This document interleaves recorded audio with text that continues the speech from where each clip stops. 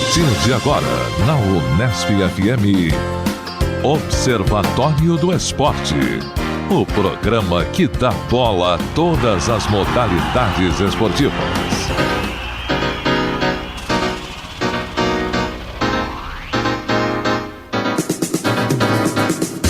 Para você sintonizado em 105,7, um grande abraço. Está começando mais uma edição do Observatório do Esporte. Hoje, sábado, dia 2 de maio de 2015. No Observatório de hoje, informação e análise dos acontecimentos esportivos da semana. Na reportagem especial, vamos debater sobre o aumento do número de praticantes da corrida de rua. Vamos falar sobre os cuidados necessários para o início dessa prática esportiva e um possível novo papel para os profissionais diante deste cenário de ascensão da modalidade. Vamos falar ainda sobre o crescimento da modalidade em nossa cidade e as provas que acontecem em Bauru. Aqui no Observatório, a informação vai além das 4 linhas. E hoje na mesa teremos aí o nosso time completo, né? Com Carlo Napolitano, Tuca Américo e também Zeca Marques. Começamos com os destaques, né, de cada integrante e nossa saudação inicial, né? Com Carlo Napolitano, palmeirense, né? Amanhã tem final. Completo porque eu estava em férias. Merecidas aliás, férias. Na última semana, Carlão, você que está retornando de férias, a gente até citou, né, que quando o Palmeiras se dá bem, se destaca, você... Eu não estou aqui. Você não então, aparece. Quer dizer que amanhã... Um abraço, Carlão. Aproveitou bem as férias, descansou bastante. Sim, com certeza. Foi passear para onde? Fui pra Fortaleza. Que beleza, hein? Que beleza. Aproveitou legal, então, né? Legal. E viu à distância o Palmeiras derrotar o Corinthians nos pênaltis, né? Já tava aqui. Não, o Corinthians assisti lá. Imaginei. Eu vi por lá. Você não viu a final da Lampions League? Não. A Copa do Nordeste. O primeiro jogo já foi na Bahia, né? Eu estava lá no Ceará. O último jogo foi quarta-feira. Os cearenses estavam todos superando, os torcedores do Vovozão estavam todos felizes lá. Então, já que você puxou esse assunto, não é nenhum destaque, só um comentário rápido, né? O show da torcida? O show da torcida, que a gente já apontou no ano passado também, né? Foi o maior público do ano, né, Zeca? Tá aqui anotado, vamos lá. 63.500 pessoas, mais ou menos. Uma festa bonita, né? O Ceará ganhou de 2-1 do Bahia, lá no Castelão. Então, parabéns para a torcida do Nordeste. O que você acha dessa participação dessa torcida tão efetiva, assim, num futebol que não tem tanto dinheiro como aqui do Sul Maravilha? Olha, por coincidência, em novembro do ano passado, eu participei de um evento em Natal, no Rio Grande do Norte, e fui ver o jogo ABC e Ceará.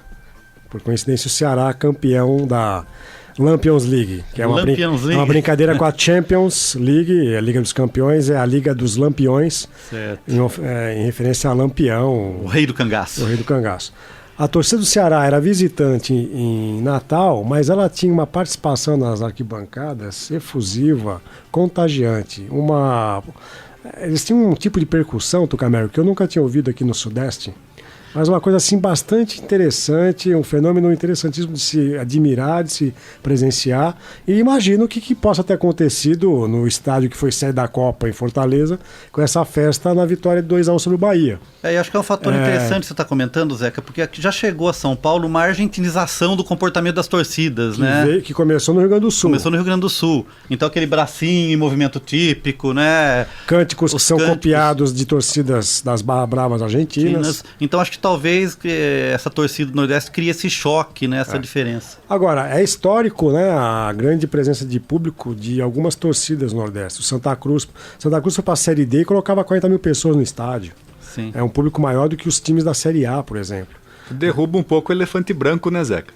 Mas o Santa Cruz, por exemplo, joga no Estádio Velho, que é um estádio até complicadíssimo. Castelão, né? Claro, não vai ter uso, tem uso.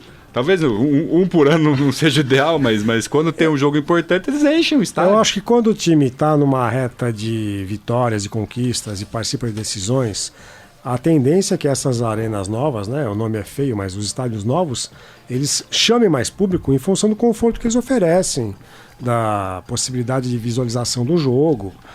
Existe uma nostalgia com os estádios antigos, né, por uma série de motivos, mas eu não recrimino os estádios novos, porque os estádios novos são extremamente muito mais confortáveis, né, para se assistir ao jogo, para a questão de acesso, A gente pode, quem quer ver o jogo sentado, vê sentado, quem quer ver em pé, se estiver num lugar adequado com outras pessoas que comunguem dessa possibilidade, desse comportamento, assistam em pé.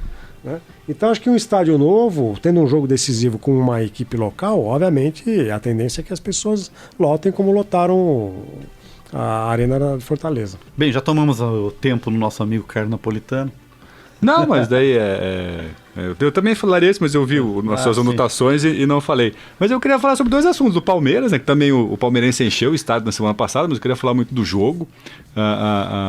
E acho que o Zeca sempre fala isso quando um juiz se destaca numa partida que ele teve uma participação desastrosa. Acho que essa foi a grande tônica da semana e depois do jogo Palmeiras e Santos. O árbitro bom é que não aparece. O árbitro bom é quando não aparece. Esse foi só ele que apareceu, né, Zeca? O cara marca o pênalti quando o cara dá uma bela de uma cavada, muito embora tenha sido pênalti, que ele foi levando até a grande área. Aí no primeiro tempo, no pênalti claro, ele deixa de marcar, e fora outros lances ali que ele se equivocou. A quem defende é que ele deu vantagem, o Carlos. Naquele lance do e o Palmeiras, a jogada prossegue, o jogador do Palmeiras chuta a Robinho gol. chuta e o goleiro defende. Ele não sinaliza que deu vantagem. A princípio parece que ele não marcou mesmo, mas eu não acho que o árbitro tenha sido tão ruim com relação às decisões técnicas, talvez as decisões disciplinares, né? Mas isso é um problema. A arbitragem de São Paulo vive, acho que uma grande entre-safra, porque sempre houve grandes árbitros em São Paulo, né, renomados, que eram escalados para esses jogos decisivos. E a política da Federação Paulista tem sido colocar árbitros mais jovens. Uma política que pode gerar resultados positivos, mas tem gerado resultados muito negativos, porque há quantas semanas nós vamos e voltamos discutindo a arbitragem de São Paulo? É a questão de colocar patrocínio na camisa, é a arbitragem horrorosa que houve no jogo Palmeiras e Botafogo pelas quartas de final. Agora uma outra arbitragem complicada, né, cheia de polêmicas. Apesar de eu achar que ele não teve tanta influência no resultado. Mas o palmeirense também, ele tem sentido prejudicado. Mas acho que o Palmeiras deveria olhar para o seu próprio umbigo e perceber por que não conseguiu fazer um belo resultado. É onde eu queria chegar, Zeca. Com um homem a mais, desperdiçando um pênalti. O meu assunto seria esse, né? Todo mundo falou da arbitragem, todo mundo falou do pênalti, mas eu acho que o Palmeiras não soube jogar. O Palmeiras não soube aproveitar a vantagem numérica, e ainda mais um time mais jovem do que o time do Palmeiras. Poderia ter matado, já resolvido, O time do Palmeiras, né? É um time mais rodado, mais velho, hipoteticamente mais experiente que o time do Santos. E a gente, eu falo com o palmeirense, né, assumir aqui meu lado suíno, corre o risco de não ser campeão na Vila. Corre o risco de não ser campeão. Sério, não tem, você já ganhou, não. Um time que no papel pelo menos é mais experiente, mais rodado, ele não soube jogar com a vantagem. Eu comentei aqui há 3 semanas, né? Quando eu tive o prazer, mais uma vez, de visitar o Parque Aliança Parque. Como é? Allianz Parque? Allianz Parque. Com o Carlão Napolitano. Fomos ver lá o jogo Palmeiras e Mojimirim, pela primeira fase paulista. Quando se anunciou o Valdívia no telão e ele era reserva, o estádio veio abaixo. Sim. E mais uma vez, é um sentimento sadomasoquista do Palmeiras. E vejo mais uma vez, né? Não foi só o árbitro que teve protagonismo. O Valdívia teve protagonismo de novo, porque ele não estava sequer presente no banco de suplentes, ele estava relacionado na súmula, mas não estava no banco. Ele consegue ser indiciado na súmula por ofensa da arbitragem durante o intervalo. Esse moço, Carlão, acho que merecia também um estudo comunicacional, comportamental. Mas já estão comentando que ele já foi julgado e condenado, né? Ele foi condenado a jogar 4 jogos seguidos. Né? Mas isso eu te comentou. Acho que é na época que o Sérgio Trivelato ainda fazia o programa conosco, Tucamérico. Sim. Houve um jogo, uma semifinal com o Corinthians, em que o Valdívia se envolveu com uma confusão com os jogadores do Corinthians. E a gente dizia aqui que a punição para ele era jogar a final do Palmeiras.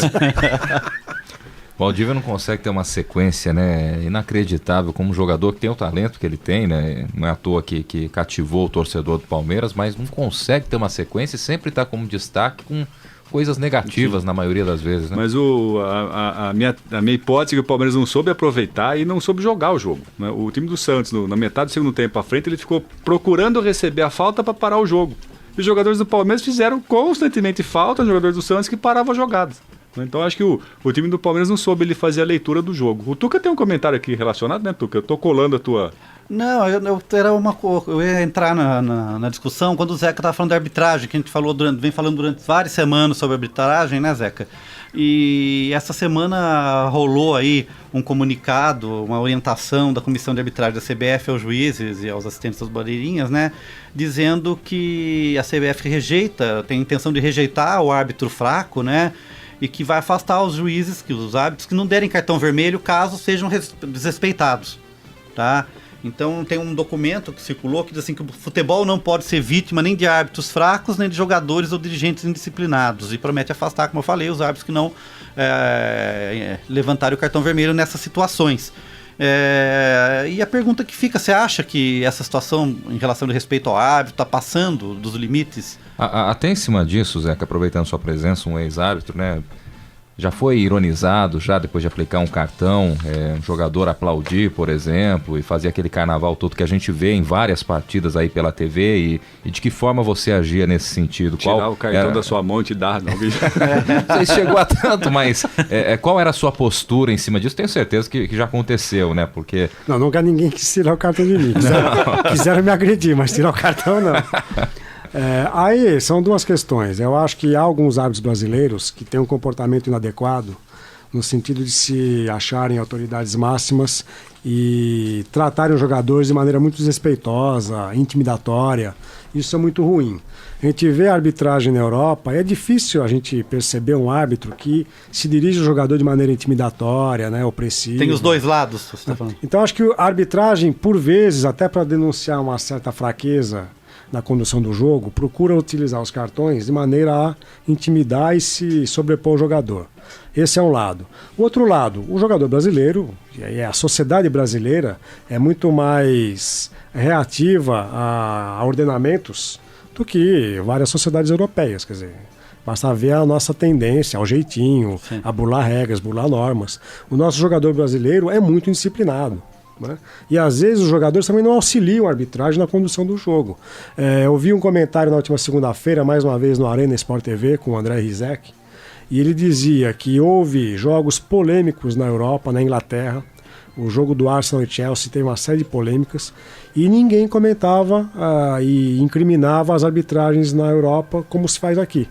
Ele dizia, houve jogos complicados em que o árbitro pode até ter interferido no resultado do jogo, mas a imprensa, ele pegava os exemplos, a imprensa europeia não estampa na primeira página questões que envolvem arbitragem. Ela entende que isso faz parte do jogo, talvez? Faz parte, há um respeito maior pela própria figura do árbitro. Normalmente os árbitros na Europa são profissionais liberais ou têm uma profissão já sedimentada. E aqui no Brasil, depois do jogo do Palmeiras e Santos no último domingo, a manchete do UOL de domingo era: árbitro tem arbitragem polêmica e Palmeiras vence o primeiro jogo. Quer dizer, a chamada do próprio título da manchete da página do UOL já denunciava um erro de arbitragem. Então eu vejo que a gente também dá muito protagonismo nessa questão do erro, e às vezes acho que os árbitros ficam reféns de comportamentos inadequados que eles têm, mas que também são retratados e focados de uma maneira às vezes muito sensacionalista. Qual que você acha que é a função, por exemplo, que pode ter, a função que tem no futebol brasileiro, na transmissão esportiva da TV, do comentarista de árbitro? Você acha que isso influencia, amplifica as decisões? Bom, primeiro, se o comentarista da arbitragem vai para os comentários para fazer um trabalho corporativista de querer defender a arbitragem, eu acho que para isso não é necessário que ele esteja lá presente. Eu acho que o árbitro é importante para poder dimensionar e humanizar o erro ou o acerto de quem está dentro de campo. Com a experiência que esse árbitro comentarista tem, ele pode mostrar por que o árbitro errou, por que ele acertou, em função da sua vivência, do seu empirismo. A questão que acontece é que muitos árbitros que comentam jogos na televisão esperam os replays, esperam o videotape para fazer o seu comentário. Se foi gol, se não foi gol, se foi pênalti, se não foi pênalti, né? Se foi impedimento ou não, aí é fácil. É o que o Oscar Roberto Godoy, que participa do programa da TV Gazeta, Mesa Redonda, costuma dizer, é o comentarista de replay. Então, aí é fácil, né? Eu acho que alguns árbitros, ex-árbitros, eles acrescentam muito a transmissão, mas alguns fazem comentários supérfluos, dispensáveis. Alguns explicam de forma mais detalhada a regra, os detalhes da regra. Eu acho que é preciso que o comentarista de arbitragem didatize a compreensão das regras para que o telespectador possa compreender as decisões que acontecem durante o jogo. E as interpretações também da regra, né? Porque normalmente quem milita no jornalismo esportivo, mal ou bem, pode fazer um pouco esse trabalho. Apesar de eu achar que 95% dos nossos jornalistas esportivos nunca abriram um livro de regras. Sim. E eles fazem disso, da atividade de mediar um jogo de futebol, fazem disso a sua profissão. Eles sequer conhecem o regulamento do jogo que eles comentam nos microfones de TV e rádio. Então acho que esse é um déficit, uma deficiência brutal de vários jornalistas. Não sabem as regras e começam a fazer comentários completamente absurdos. Sim, isso acontece também, vou puxar a sardinha ao meu lado, o Zé vai ficar bravo, no vôlei também. Eu sinto que alguns locutores... Não, eu falei do futebol, mas isso acontece em todas as modalidades. Só que em outras, né, que são pouco mediatizadas e que tem não tem públicos de massa no Brasil, o que as televisões fazem? Chamam ex-técnicos, ex-jogadores ou ex-árbitros para comentar essas modalidades. E por exemplo, algumas partidas de vôlei, vou ilustrar um exemplo clássico, né? Um bloqueador invade o espaço aéreo para intervir numa jogada que está do outro lado da rede. Muitos locutores não percebem isso e ficam esperando o árbitro apitar para poder falar o que é. Sendo que uma pessoa que conhece a regra já fala, não, invadiu, já sabe na hora. E muitas vezes, no vôlei, às vezes como o futebol também, ele deixa um pouquinho acontecer para depois apitar. No vôlei, então, tem invasão do espaço aéreo e invasão do espaço terrestre. Sim, é um jogo militar. Ô, Carlão, você já acabou de falar do Palmeiras? Não, acabei de... Eu só queria falar um pouco do Bauru Basquete. Deixa eu terminar do Palmeiras, perdendo, então. né? Mas vamos terminar do Palmeiras antes de você falar do Bauru Basquete. Vamos lá. Né, que tem uma notinha aqui. Que o Palmeiras disse que vai fazer uma fanfest lá na arena. Né, pro jogo da final. Ele disse que espera arrecadar, Carlão, R$500 mil, vendendo ingressos a R$80 em preço inteiro e a meia entrada a R$40. Vale a pena? Acho que vale, né? Pra quem tá em São Paulo. Se vencer o jogo e for campeão, vale, né? É um jogo de festa, né? Tem tudo pra ser de festa, pelo menos, né? Então, o telão é de boa. Hoje o telão é de bom, dá pra assistir bem. Vários palmeirenses ali, todo mundo curtindo, né? Torcendo pela mesma causa. Eu só acho que esses preços estão muito majorados, né? Com certeza, né? Mas enfim, há quem pague, então... R$80, repetindo, R$80? R$80 o ingresso inteiro e R$40 a meia. Agora só uma pergunta antes que o Carlão fale, porque a gente sabe que o Carlão vai falar sobre Palmeiras e basquete. Você vai falar sobre vôlei hoje de novo? Não, hoje não. Hoje eu vou falar sobre outra modalidade de esporte com rede, o tênis de mesa. Vôlei de mesa. Vôlei de mesa. Bom, então terminamos o assunto paulistão, né? Com pelo menos falando do Palmeiras, né? Ficou até a dica aí pra FanFest, R$80. R$80 dá pra assistir 8 jogos do Noroeste, na quarta divisão. Pra assistir o jogo no telão lá do Palmeiras. Mas falando do Bauru Basquete um pouquinho agora, então, Carlão? Não, a derrota aconteceu, né? Sim. Aliás, tem que acontecer, né? Uma hora ou outra no Bauru Basquete é no momento correto, né? Quando se pode ainda recuperar. Mas eu tô me sentindo culpado, Guilherme. Por quê, Carlão? Por quê? Porque na semifinal do Paulista contra a Franca, eu fui assistir, o Bauru perdeu. Sim. Daí eu estava lá na panela de pressão domingo, contra a Franca, semifinal, o Bauru perdeu. Então vamos acho que eu sou o pé frio. Napolitano na sua casa. Eu acho que eu sou o pé frio contra a Franca em playoff de semifinal. Não, mas é uma brincadeira, mas eu recordei isso. Eu acho que nas próximas semifinais contra a Franca eu não vou aparecer, vou ficar em casa. Apenas coincidência, o pé quente, Carlos Napolitano. Não, mas se ele é pé frio, não dá nem pra pedir um calçado lá de Franca pra esquentar o pé dele. Não vai resolver. Mas o jogo foi aquilo que eu já comentei aqui, ou seja, o Bauru tentando fazer um jogo da zona morta dos 3 pontos, não conseguiu, né? Os jogadores não tiveram, as bolas não caíam, não tinha jogo de infiltração. Enterrada que eu cobro teve uma só, né? Até o meu compadre que estava junto comigo falou, acho que te escutaram no programa pedindo enterrado, mas foi uma só, né? E assim, o time não conseguiu jogar, todo mundo jogou mal, a exceção do Hetzheimer, que fez 25 pontos, levou o time nas costas, mas o time estava apático, todo mundo jogando mal, e esperar que foi a derrota na hora certa, né? Que não perca mais, possa passar. Isso faz com que a final, caso ocorra, o Bauru ganhar os 2 jogos, a final não será em casa, né? Não poderemos comemorar aqui. Até existe a movimentação para que seja em Botucatu, né? Já existe até essa ideia. Lembrando que ainda estamos na fase quartas de final, né? Quartas de final contra... Botucatu? Porque Bauru não tem um ginásio que comporte, né? Que chegue pelo menos a 5 mil. 5 mil pessoas. Muito bem. Só lembrando que estamos ainda na fase quartas de final, né? Do NBB. Bauru e Franca disputando uma vaga para a semifinal. E caso vá para a decisão mesmo, a gente torce para que o time bauruense chegue à finalíssima do Campeonato Brasileiro. Existe aí a movimentação, a possibilidade para que essas partidas com o mando de Bauru sejam disputadas em Botucatu. Carlão, nosso basquete Bauru não vai dar uma de Corinthians, né? Não, mas aí acho que não, pelo regulamento, pelo que eu entendo, o Tuca, não vai mudar a possibilidade de fazer as finais em casa, né? Muito embora em casa seria Botucatu e não Bauru. Em casa, fora de casa. Vai contar a classificação na fase classificatória. A posição na fase classificatória ficou em primeiro lugar. Então, mesmo perdendo jogos aí na semi, nas quartas, ele continua tendo a vantagem de fazer o jogo em casa. Esperamos que não faça isso, porque seria frustrante também ter um belo desempenho na fase classificatória e cair numa semifinal, né?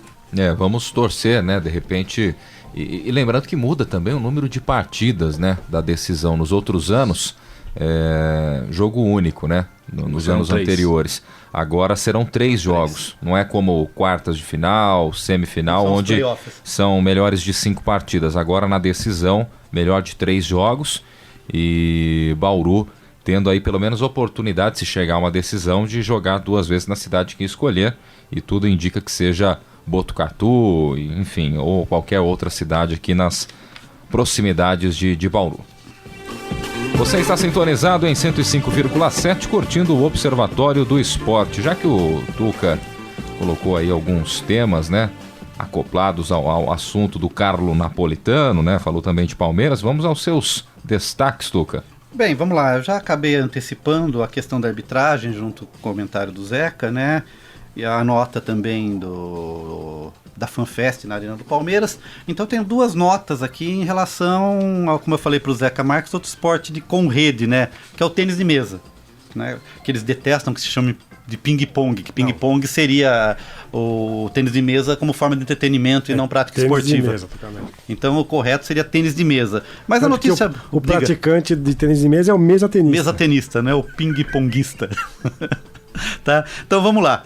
O que é muito forte na nossa região, forte eu não diria, mas tradicional a prática do tênis de mesa em função da comunidade nipônica que a gente tem aqui na região, Marília, mesmo Bauru, né? Então vários clubes aqui da nossa região têm essa prática há muitos anos. Mas a primeira nota muito boa é a seguinte, né? Desde 1954 o Brasil não tinha uma dupla entre os 8 melhores mesatenistas do mundo. E isso aconteceu esse ano, né? Kazuo Matsumoto e Thiago Monteiro conseguiram chegar às quartas de finais e perderam nessa quinta-feira, né, para a dupla de sul-coreanos Sang-Soo Lee e Ryu Deok Seo. Então, é uma notícia boa. Pensar que a gente tem um processo de Jogos Olímpicos próximos, tal, a gente tem aí uma possibilidade de ter uma dupla de mesatenistas que possa participar e quem sabe talvez avançar um pouco, que já dá uma visibilidade maior ao torneio de tênis de mesa aqui. Ficou entre os 8, né? Dá pra, quem sabe, sendo otimista, brigar por medalha? Sim, que chegue numa semifinal. Uma evolução, acho que é uma evolução. E eu acho que falta também esse apoio mais profissional do tênis de mesa. Porque a gente tem o tênis de mesa, assim como o judô, existe uma base de praticantes, principalmente em São Paulo e Paraná, por conta da colonização da comunidade japonesa. Tá? Então o que falta, a gente já discutiu isso aqui milhares de vezes nesses 5 anos do programa, o que acontece é que a gente não faz a virada do esporte amador para o profissional, né? Do cara que possa se transformar num atleta para competir em nível mundial, em Jogos Olímpicos. Então acho que é muito legal o tênis de mesa voltar a participar podemos chamar de elite, quem está entre os 8 melhores do mundo está na elite da modalidade em nível mundial, tá? E a segunda notícia é que o tênis de mesa feminino também, que é treinado pelo Hugo Oyama, né, que é um mesatenista... Dispensa comentários, né? Ele é o técnico da seleção feminina, e a seleção feminina venceu a 2ª divisão, e a partir do ano que vem vai disputar a 1ª divisão em nível mundial. Então a gente vê aí uma evolução do tênis de mesa brasileiro. Eu acho que isso é muito legal, é importante, e principalmente serve de motivação talvez para esses crianças e jovens que praticam esporte. E o que é interessante é que você traz aí a notícia da evolução tanto no masculino como no feminino, né? Isso é bacana. É positivo, né? Aqui em Marília tem uma comunidade, tem uma prática muito importante do tênis de mesa aqui na região, como em Botucatu, há muito tempo teve o judô. E lá em Marília tem projetos da prefeitura. Tem projetos da prefeitura de inclusão, com crianças e jovens que disputam campeonatos. Eu falei, o desafio é transformar isso. Vocês não vão falar que o Hugo Oyama é palmeirense? Já que você fala de Palmeiras, está entrando em todos os assuntos, até no tênis de mesa, né? Mas é bacana. Carlão vai falar que, inclusive, ele só tá nessa posição por ser palmeirense. E nesse ano, porque no ano passado seria rebaixado. Mas o grande mesa tenista brasileiro teve a sua carreira interrompida por causa de um acidente trágico em São Paulo, era o Cláudio Cano. Sim, o Cláudio Cano. Que era o grande, superior ao Hugo Oyama, Sim. com mais resultados. Morreu tragicamente em um acidente na Marginal Pinheiros, em São Paulo. Sim. Seu segundo tema, Não, Tuca? seria isso. Eu já tinha antecipado o tema da arbitragem lá nos comentários do Carlos Napolitano. Então, por hoje, deixo aqui meus parabéns ao tênis de mesa brasileiro, tanto masculino quanto feminino. Tá certo. Bom, você continua sintonizado em 105,7, curtindo o Observatório do Esporte deste sábado. E agora vamos aos destaques aprofundados aí do nosso ex-árbitro, nosso grande companheiro Zeca Marques. Pois não, Zeca?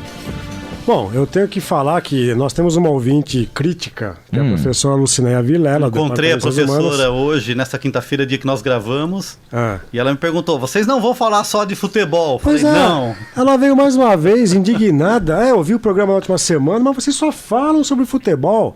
Eu acho que ela não é mais uma ouvinte contumaz do programa, porque se ela fosse, ela perceberia que nós falamos de várias modalidades e não apenas de futebol. Acho que ela ficou aí, houve um interregno de tempo em que ela não ouviu mais o programa, então veio indignada ao meu encontro manifestar isso. E eu disse a ela, olha, por coincidência, hoje, quando gravaremos o programa, eu vou falar, os meus 2 temas não são sobre futebol, para você ver como nós somos ecléticos. Sim, fora isso, né? Já falamos de basquete, corrida tênis de mesa. Vamos falar de corrida de rua. Atletismo, sim. Bom, a primeira questão que eu ia trazer é uma entrevista que há no site Grande Prêmio.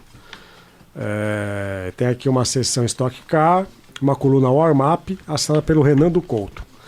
E é uma entrevista com o Maurício Slaviero, que não sei se vocês conhecem quem que é o Maurício Slaviero.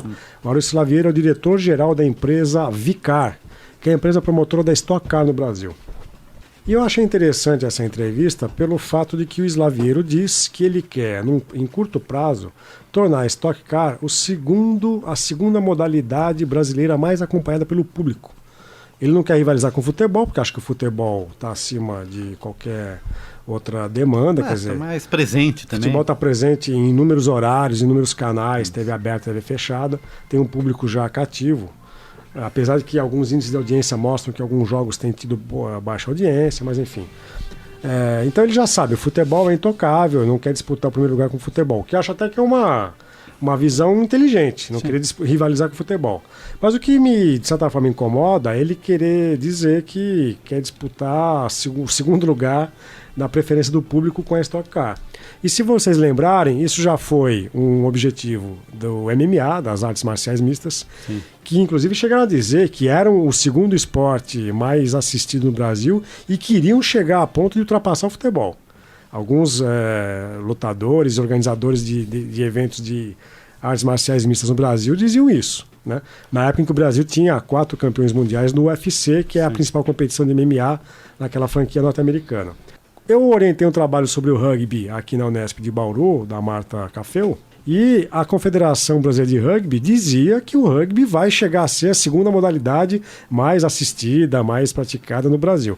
Então é interessante que todas as modalidades querem ser a segunda. Então, Zeca, isso me recorda, eu estava no evento no Rio de Janeiro sobre economia política da comunicação, na UERJ, e eu fiz uma pergunta para a mesa, né? E quem respondeu foi o Gastaldo, que é seu companheiro de investigação e tal.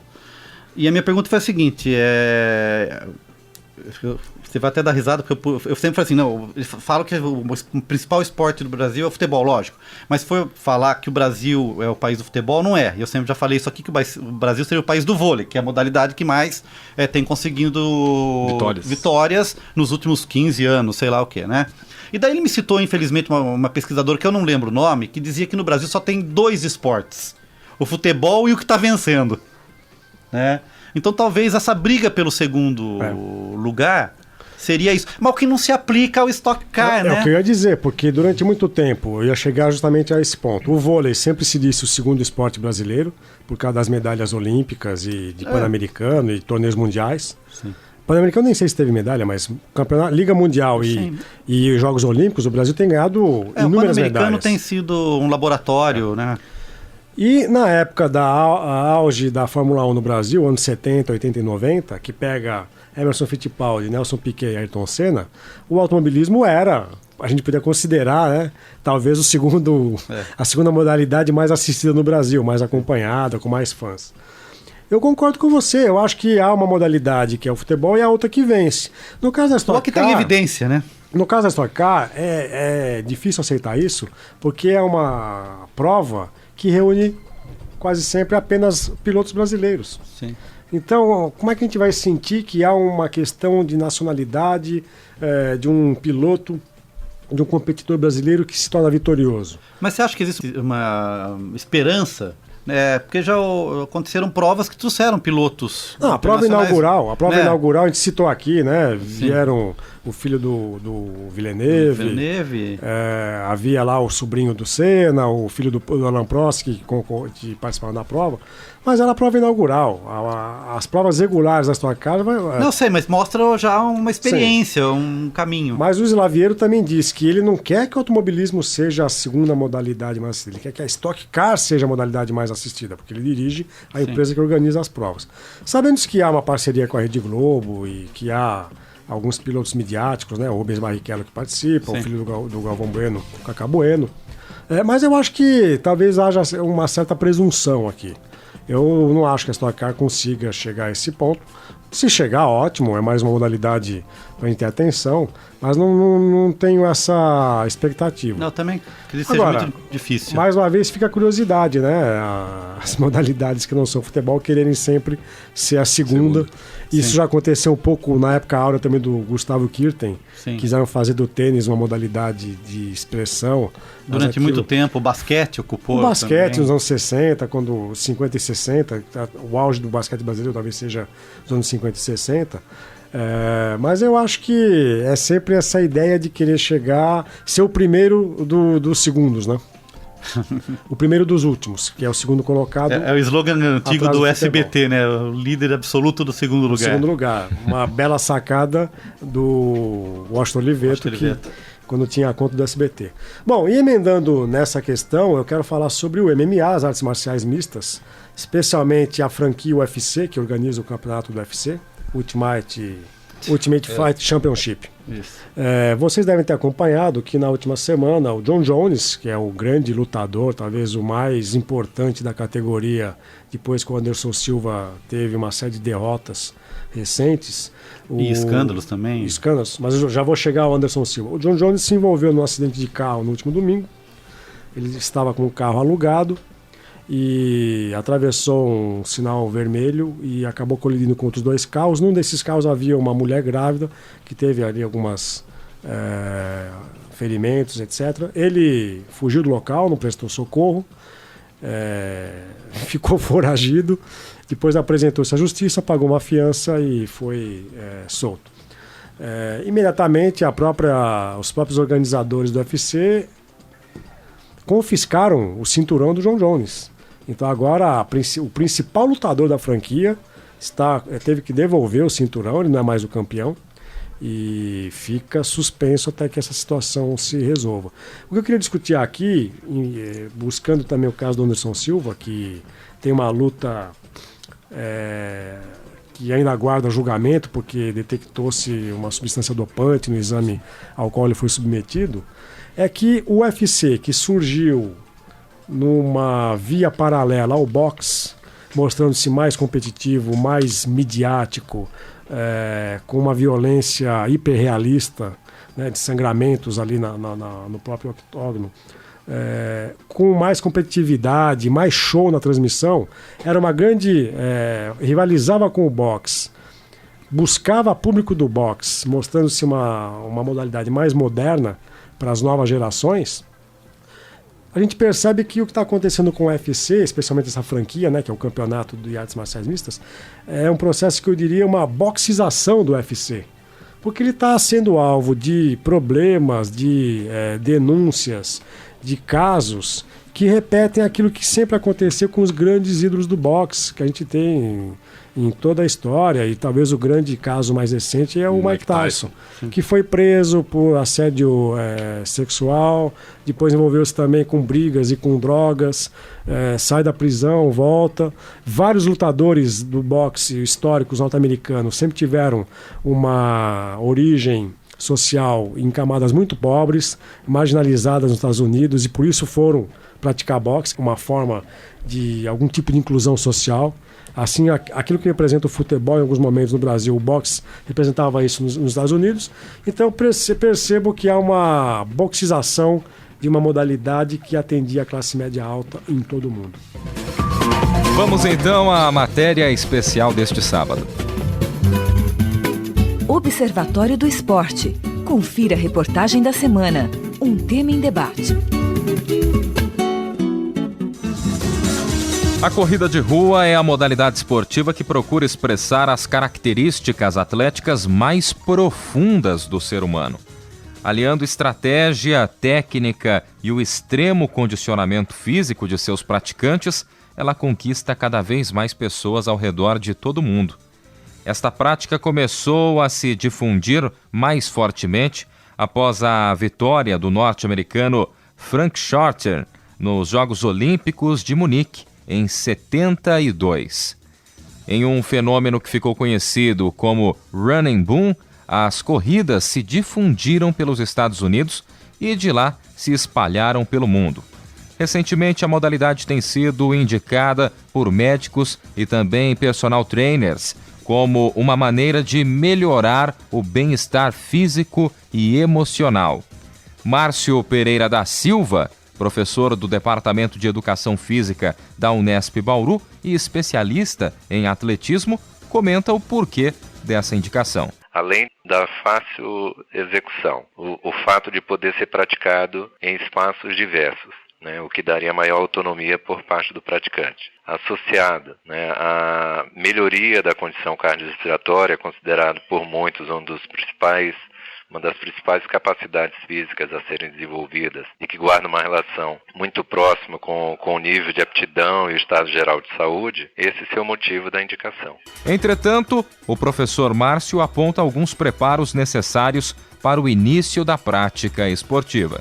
É necessário conhecer o estado inicial de aptidão da pessoa, né, para a partir daí elaborar um programa adequado, definindo o número de estímulos que teria na semana e que estímulos seriam esses.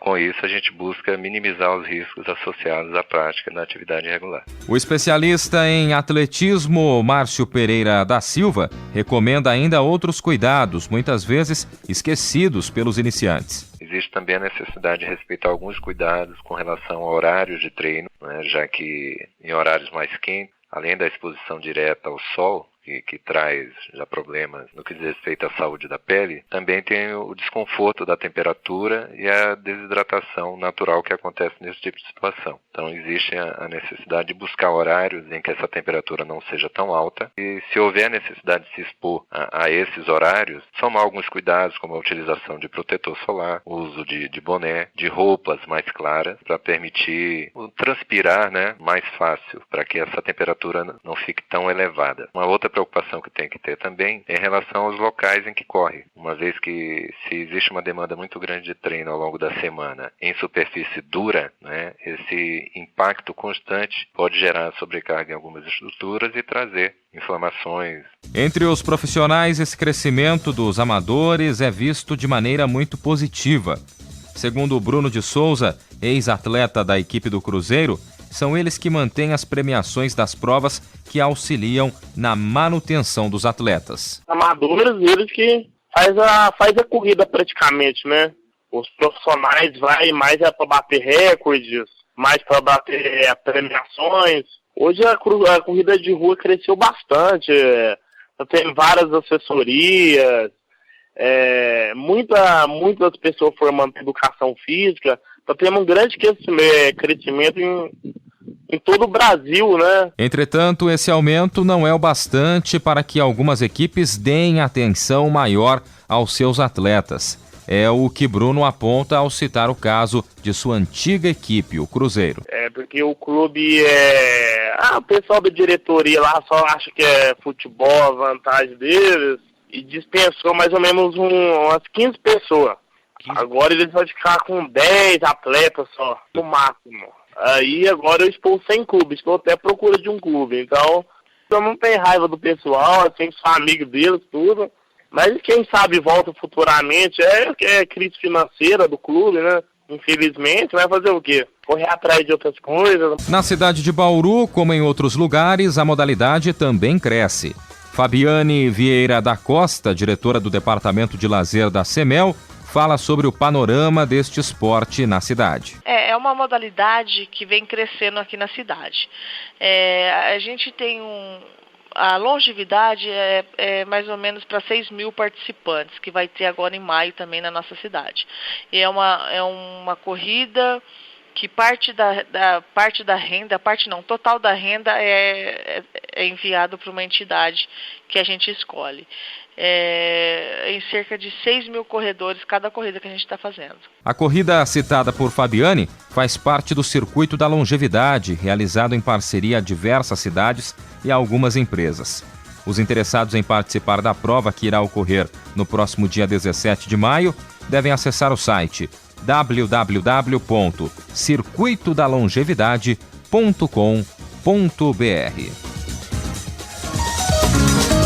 Muito bem, e antes da gente começar o nosso bate-papo a respeito do tema, vamos aos tradicionais agradecimentos. Agradecendo hoje ao professor Márcio Pereira da Silva, do Departamento de Educação Física da Unesp Bauru, e também a Fabiane Vieira, que é diretora do Departamento de Lazer da CEMEL. E para abrir o bate-papo aqui a respeito da matéria desta semana, Lucas Rueles. O Lucas, está crescendo o investimento no atletismo aqui no Brasil. Um abraço para você, saudações. Obrigado, amigos da mesa, obrigado, ouvintes. E também gostaria de agradecer ao Bruno, ex-atleta da equipe do Cruzeiro, que também deu a entrevista aí pra gente. E gostaria também de falar sobre esse investimento. Esse investimento está crescendo. O número de assessorias no Brasil esportivas são muito grandes. Sem contar que, além da participação desses atletas nessas provas que geram premiações, esses atletas também têm a participação em equipes amadoras que vão contratar profissionais para poder gerar nome para a equipe, gerar visibilidade. Então o dinheiro está entrando. Ainda assim, no Brasil, em véspera de Olimpíadas, a gente tem atletas sendo despedidos e sendo cortados da equipe por falta de investimento. E a gente tem atletas que estão trabalhando em condições muito baixas de qualidade de vida. Então, ao mesmo tempo que a gente tem um cenário de extremo crescimento, a gente ainda não tem um reflexo disso para os atletas. A grande maioria ainda ficando nos clubes, que tem uma estrutura, como a gente cita sempre aqui no Observatório, e são estruturas voltadas pro futebol, sabe? E que esquecem outros esportes. Até porque esses esportes não têm destaque. Não tem destaque pro público, que o público vai cobrar desses times. Então, apesar do aumento aí, né, da aceitação do próprio público e praticantes, a estrutura ainda é amadora, podemos colocar assim. Isso, porque, por exemplo, citando o caso do Bruno, ele era da equipe B do Cruzeiro, ele que deu a entrevista pra gente.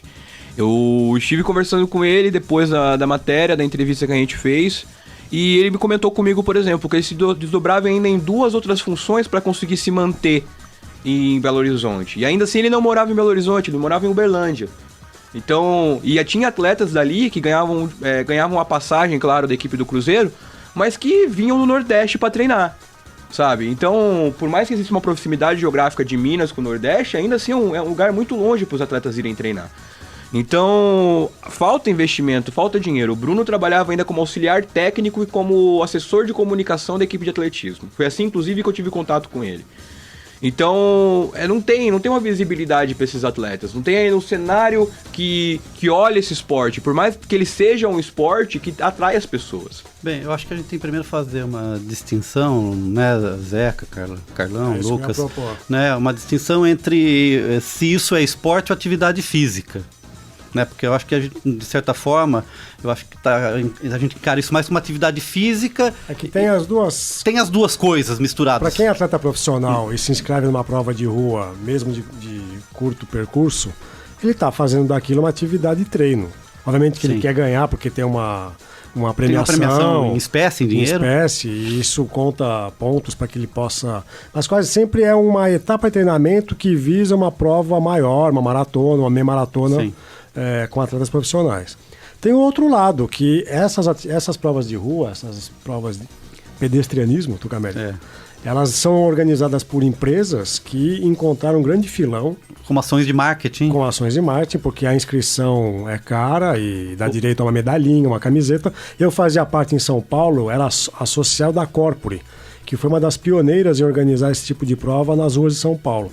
Agora, o grande contingente, 95% dos participantes, não são atletas profissionais, Não. são atletas de finais de semana ou gente que tem uma atividade física regular, mas que participa daquilo para superar a marca anterior. A própria Às vezes marca. como uma forma de diversão, Uma forma até de diversão, de turismo, de fazer excursões para entretenimento. determinadas cidades, para depois participar da corrida. Carlos Napolitano participou É dos um eventos. baita de um evento social, né? Um encontro. Encontro. Eu, quando É igual participei- encontro de motociclistas. É a mesma coisa. As pessoas acho que elas gostam de se agrupar, né? Então tem exato. o motociclista, o ciclista, o jipeiro. E tem as pessoas agora que descobriram a corrida de rua e que se organizam para isso, né? Eu participei, comentei aqui no programa há 2 anos, eu participei da volta da USP e eu achei uma congregação ali de pessoas muito interessante, muito legal, quer dizer, as pessoas se conhecem, brincam. Acho que isso é o lado legal da corrida de rua, ou seja, a pessoa está fazendo uma atividade esportiva, uma atividade de lazer, está melhorando a sua saúde, a sua condição de vida e está se divertindo. Acho que esse é o grande... Para mim, há 2 questões interessantes. Primeiro, é oferecer uma atividade física para que as pessoas ocupem a cidade, ocupem as ruas. Sim. E que possam passar por lugares, trechos de avenidas e de ruas a que normalmente eles não têm acesso. Então, por exemplo, em São Paulo é comum, nas manhãs de domingo, a Avenida 23 de Maio, que é uma grande artéria da cidade, liga o centro até o aeroporto de Congonhas. A 23 de Maio, vez ou outra, está interditada em alguns trechos para que haja essas provas da Corpore e de outras entidades, né? O Pão de Açúcar, por exemplo, já faz tradicionalmente a maratona de revezamento em setembro, que coincide com o início da primavera. E tinha o circuito Pão de Açúcar também, Tem o até o circuito Pão de próprio Açúcar. Bílio Biniz. Ainda Mesmo faz. com a saída do Vestia nisso? Diniz? Faz bom, eu até o ano passado fez a Maratona Pão de Açúcar e eu participei 2 vezes dessa maratona, é interessante. E na ocasião, o que o Pão de Açúcar fazia? Tinha atletas financiados pelo próprio Pão de Açúcar, que obviamente eram aqueles que iam vencer a prova, porque isso também representava uma exposição midiática para a própria empresa. Então acho que é interessante, é uma forma de o cidadão ocupar a cidade em locais e horários em que normalmente ele não poderia ocupá-la. E realizar atividade física. Realizar uma atividade física e, ao mesmo tempo, poder se exercitar com essa comunhão social, de agrupamento. Eu participava da Corpore, comecei a participar em 2003.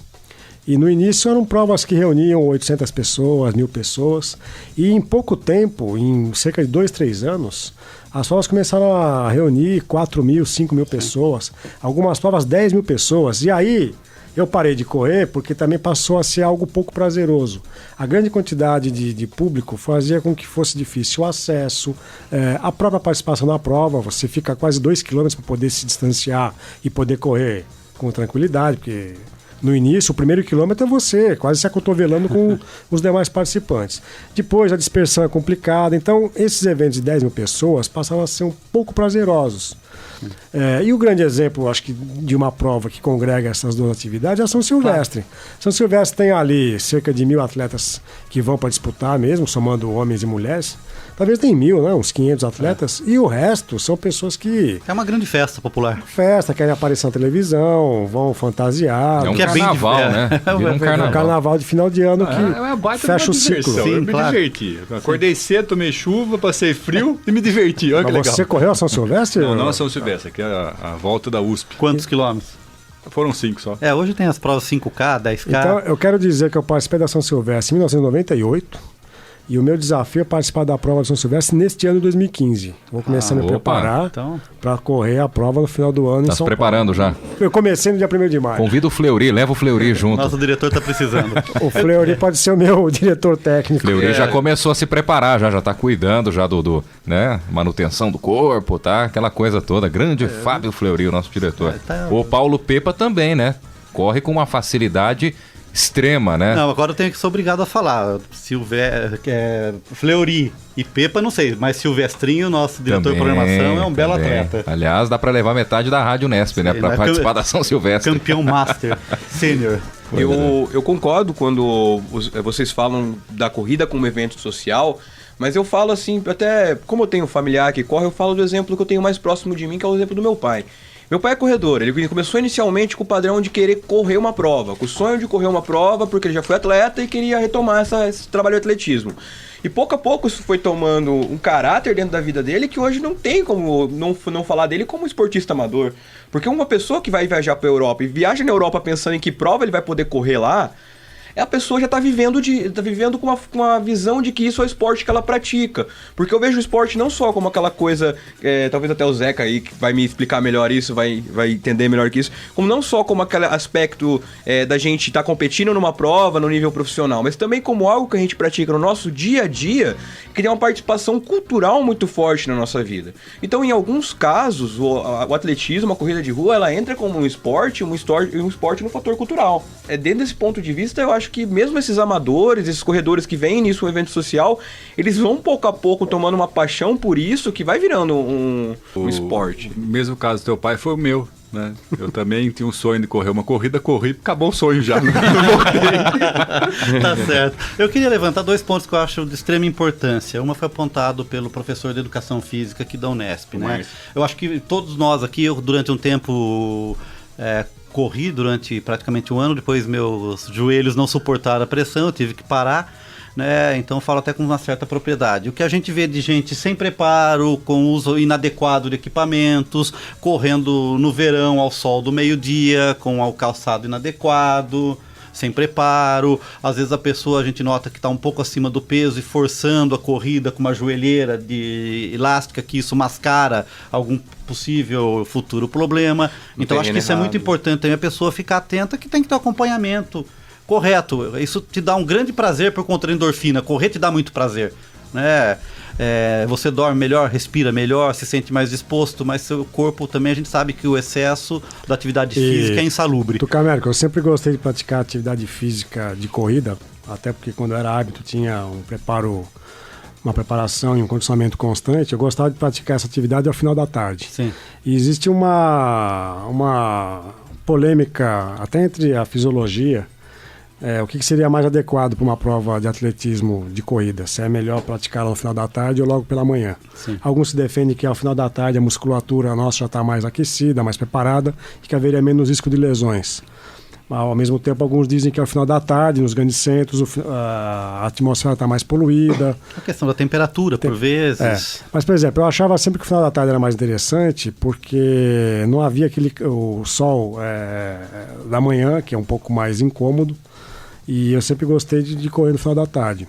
E essas provas em São Paulo começaram a ser antecipadas cada vez mais cedo em função da questão do trânsito. Sim. Então, paralisar uma grande artéria, como eu citei há pouco, de São Paulo durante uma manhã inteira, é algo penoso para as pessoas que não vão participar daquela prova.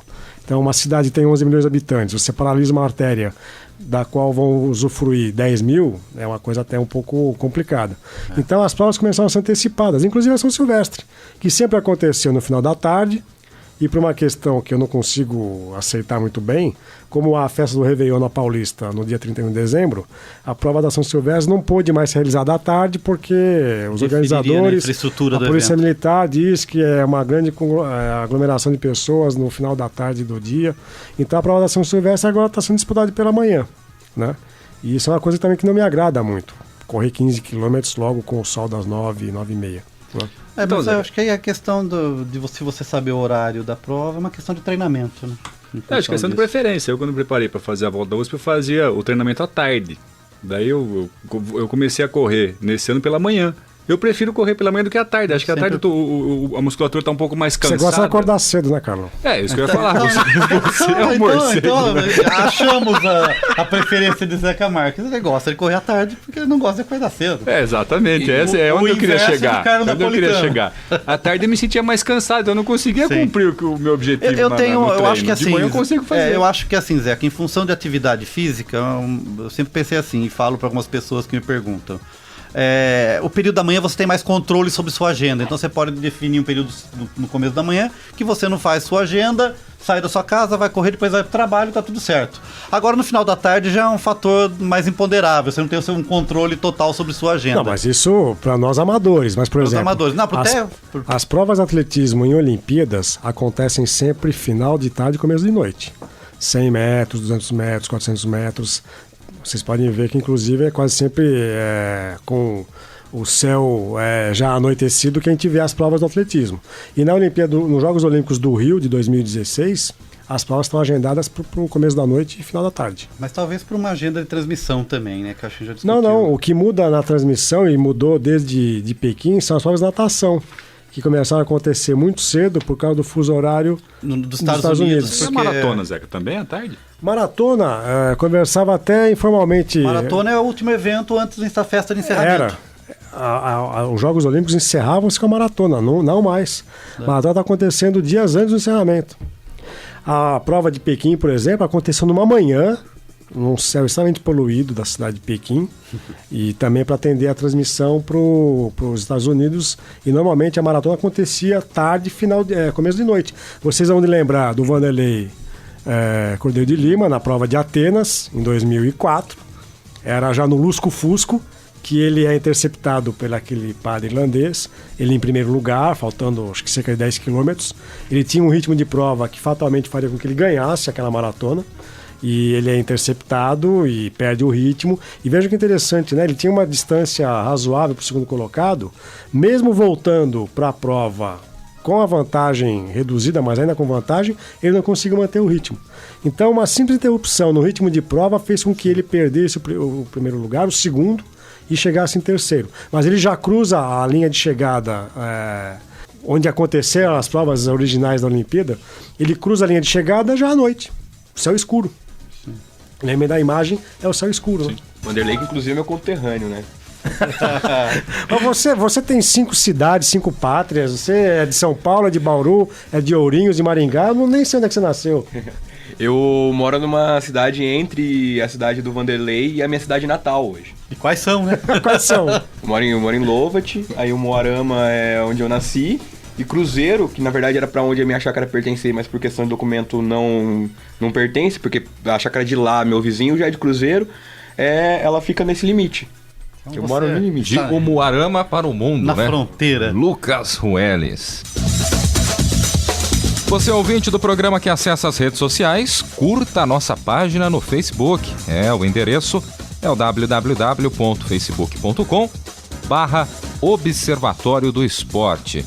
Acesse também o blog do nosso programa. O endereço é o www.observatoriodoesporteunesp.blogspot.com.